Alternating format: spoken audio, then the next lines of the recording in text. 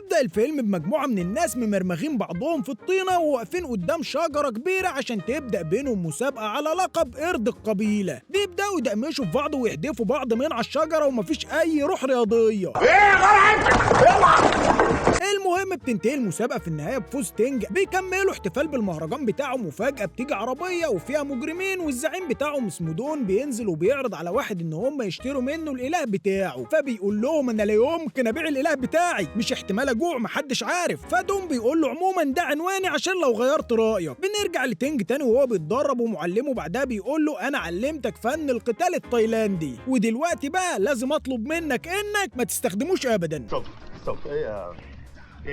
ده انت غاتك جدا، امال كنت بتعلمه له ليه؟ بيرجع المعلم على المعبد بيلاقي الجماعه المجرمين هناك وبيضربوه وبيسرقوا راس التمثال الكبير اللي هو طالما بقى ما عرفناش نشتري الصغير هنحزنكوا على الكبير.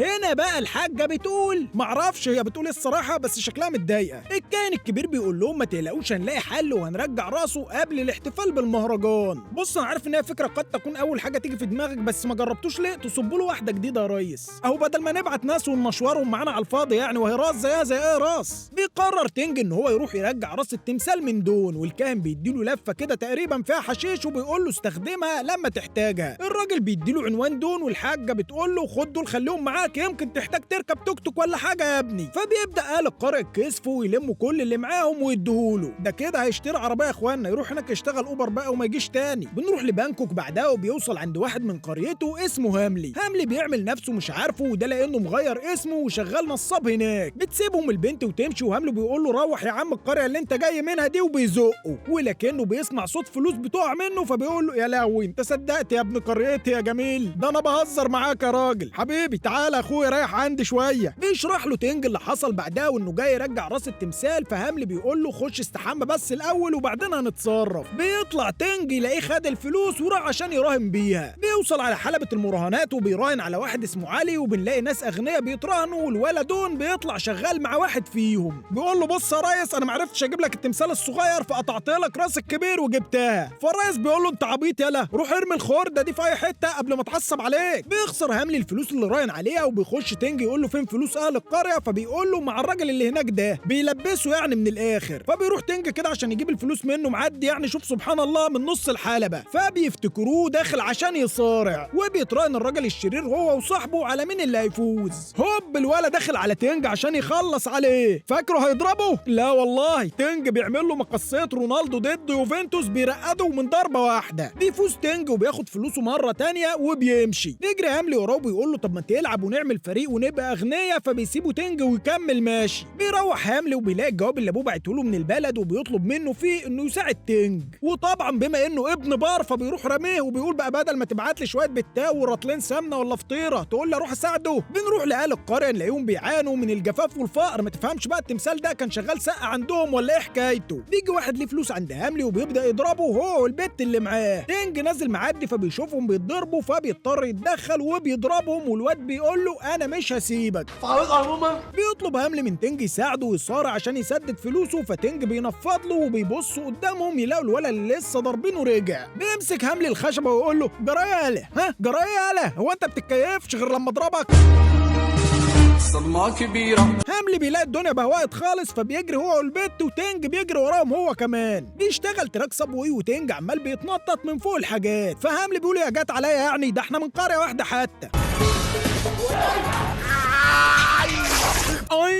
طبعا بيقول ده صدفة بس المرة الجاية هتظبط. فبيعدي تنج وهوب هاملي بيعدي تنج من فوق الطاسه وهاملي بينزل ياخد لفه في التتبيله. رجاله العصابه بيزنقوا تنج فبيعمل لهم حركه المروحيه. اما بالنسبه لهاملي فهو لقى في التتبيله شطه فقرر ان هو يحدفها عليهم. بيتلموا حوالين تنج من وراه من قدامه في النهايه فبيعمل حركه قرد القريه اللي كنت بحبها بالمناسبه قوي وانا صغير. يعني المخرج كان بيعيدها 3 مرات وانا بعيد المشهد فبشوفها 6 مرات. بص هو مش موضوعنا عموما مالكش دعوه بطفولتي. بيهرب تنج وبتعدي عربيه فبينط من عليها. بتعدي واحده تانية فبينط برضه من عليها. ما تفهمش بقى يعني كل الناس كانت طالعه رايحه شغلها دلوقتي ولا ايه الكلام؟ لكن المخرج بقى شكله اتعصب فجاب له عربيه عاليه، فاكره مش هيعرف ينط من عليها؟ لا والله اتزحلق من تحتها. بيوصل في النهايه الحيطه سد هو وهاملي، وطبعا تنج معاه لقب قرد القريه فبينط بسرعه وبيسيب هاملي. فهاملي بيقول له ابوس ايدك، مشيها ايدك يعني، انقذني وانا هوديك عند الولدون اللي سرق الراس. بينقذوا منهم وبيجوا يفضلوا يتنططوا عند الحيطه. وانا برضو الحقيقه هنا جات لي فكره كويسه، وهي قد تكون اول حاجه تخطر في بالك، ما تشبكوا لبعض يا شباب وحد يطلع وراهم. بيطلعوا على حلبة المراهنات وهاملي بيقول له انا شفت الولدون هنا. الزعيم الشرير بيشوف تنج وبيبقى عايزه يلعب عشان متضايق من خسارته للرهان اخر مره. بيحاولوا يستفزوه عشان يصارع، ولكن تنج عامل فيها من بانكو عشان مفيش بنا هناك، واخد لي بالك انت من الافيه؟ الولد المصارع بيزهق فبيخطف واحده وبيقول له ايه مش هتيجي تنقذها، ولكنه برضه منفض له. فواحد من اللي واقفين بيخش عشان يدافع عنها، ولكن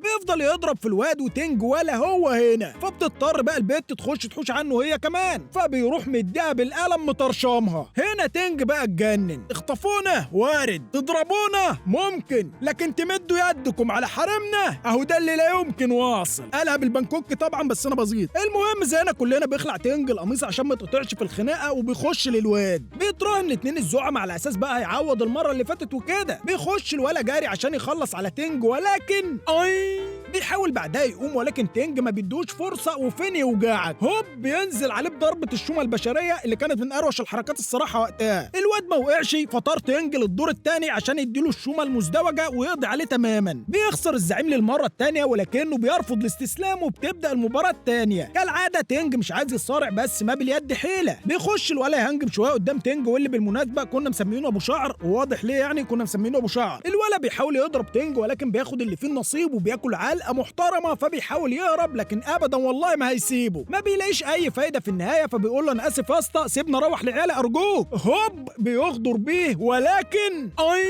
بيجي واحد ناحيه الحلبه والناس كلها مرعوبه منه، واللي كنا مسمينه الاخرس. التاني ابو شعر دي مفهومه، ده سميناه الاخرس ليه انا معرفش، بس يمكن عشان ما نطقش ولا كلمه طول المشهد. بيعمل نفسه بيسلم عليه وهوب بيديله بالازازه في راسه. تنج ما بيسميش عليه شلوت في البطن. الواد بيمسك كرسي يمين هوب كرسي شمال لا يمين برضه. بعدها بياخد الترابيزه وينزل عليه. ده ايه الخناقه اللي في دمياط دي؟ بيفضلوا يضربوا في بعض. الواد بيلاقي الخشب مش جايب نتيجه فبيمسك سلك كهرباء ويحاول يلسوع تنج بيه، ولكن بيكملوا ضرب في بعض والولا بيجيب تلاجة يضربوا بيها. انا حاسه بيجهز نفسه مش بيتخانق. المهم بيجروا ورا بعض وبيطلعوا المكان اللي فيه الاتنين كبار المراهنات، ولسه تنج هيفنش الولا بوكسات. الحارس بتاع الزعيم بيناوله شلوت والزعيم بيدي الاخرس سكينه ويقول له قوم خلص عليه، ولكن تنج بياخد الواد يمين في شمال لحد ما دوخه وهوب نط بيه من الدور الثاني في قلب الحلبه عشان يخسر الزعيم للمره الرابعه. بيحتفل الناس بتنج وبيحدفوا عليه شويه جنيهات فكه، فبينزل هاملي هو والبت يلموا النقطه. تنج بيلمح الولدون وبيطلع يجري وراه ولكنه بيهرب بالعربيه. بيروحوا له تاني يوم الشقه ولكنه بيفلت منهم وبياخد توك توك ويجري. فهاملي بياخد توك توك هو وتنج ويشد وراه. فموقف التكاتك كله بقى بيطلع وراهم، مش عارف بقى فاكرينها حنه ولا ايه، لكنهم للاسف بيقابلوا راجل بعربيه كارو. ومع انهم مجرمين الا ان هنا بقى التربيه بتبان والاخلاق كمان، لانهم فضلوا سلامته الشخصيه على سلامتهم هم، وقرروا يتقلبوا كلهم ولا انهم يخبطوه. طبعا زهقوا في النهايه وخبطوه. بتستمر بعد كده مطارده التكاتك. الواحد ربك هو الواحد،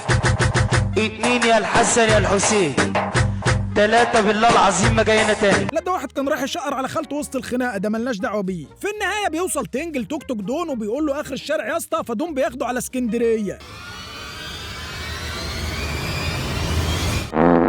بعد ما بيغرقوا تحت تنج بيلاقي قطع اثريه كتير العصابه مخبيها تحت الميه ومعلمين المربع بتاعها من فوق عادي جدا، يعني قمه الذكاء والدهاء. بيبلغ تنج الشرطه اللي بتيجي وبتحرص كل الحاجات، وده بيخلي الزعيم هينفجر من الغضب. فبيجيب الولد دون يرقع له صداغه ويقول له الواد تنج ده بيعمل كده ليه؟ فبيقول له يا ريس ده عشان راس التمثال اللي انا جبتها لك وانت قلت لي ارميها. بيخطفوا بعدها هاملي والبيت وبيقولوا لهم لو عايزين راس التمثال يبقى تنج يلعب الحارس بتاعي، ولو خسرت وسبتونا فوز هديها لكم. بيوافق تنج تبدا المباراه والولا الحارس ضارب له حقنتين قبل الماتش وبيقول له اضرب كده بقى يا عم تنج ووريني. بيفضل تنج يضرب فيه ولكن الولا بيقول له هو ده اخرك؟ ده انا فكرتك ناموسه يالا. بيمسك تنج بعدها بالبواني هوب في شقلباظ مع نازله بالركبه بيقطع خبره وبيروح قافلها بضربه الذراع المستويه. بيركبوا الدوده تقريبا ساعه ونص بيلف في الجو ولا كأن في جاذبيه. بيديله بعدها ضربه ينزله على الترابيزه بالظبط وينط فوقيه يدشمله وينهي الماتش. بيجي دون لتنج بعد الماتش ويقول له لو عايز الراس تعالى ورايا. بيروحوا للزعيم وبيقولوا له احنا عملنا زي ما طلبت، فين الراس يا ريس؟ فبيقول لهم انتوا خسرتوني 100 مليون في الرهانات وانا بقى مش هديكوا الراس دي، خلصوا عليهم يا رجاله وحصلوني. بيمشي الزعيم ولكن الولد اللي هيقتل تنج قرر ان هو يركب كاتم صوت قبل ما يقتله، ما تفهمش ليه. بتحصل بعدها خناقه بتنتهي بانهم يمسكوا دون ويعرفوا مكان الراس. بياخدوا حمله على المكنه وبيروحوا على الكهف اللي فيه الزعيم وبيضرب الناس الحراس اللي في المدخل وبيخش عشان يلاقي الزعيم ورجالته بيقطعوا في راس تمثال اكبر. بيقبل عليهم تنج وبيدمج حركه قرد القريه مع الشومه البشريه عشان يتخطاهم.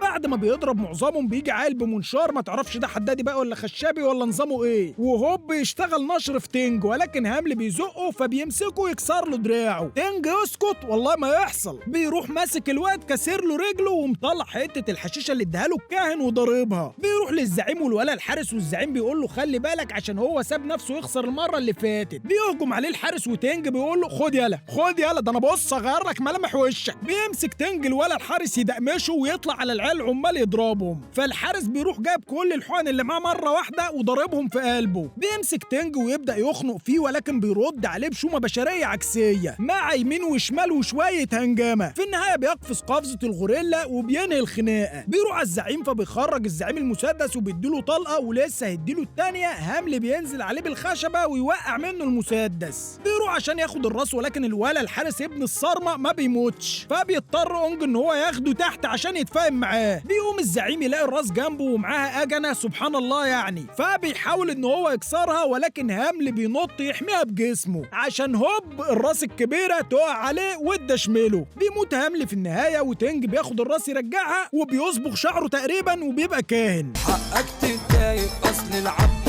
لله سايق، انت فين وانا فين يا رايق. في النهايه لو عجبك الفيديو ما تنساش تعمل لنا لايك وشير وسبسكرايب على اليوتيوب.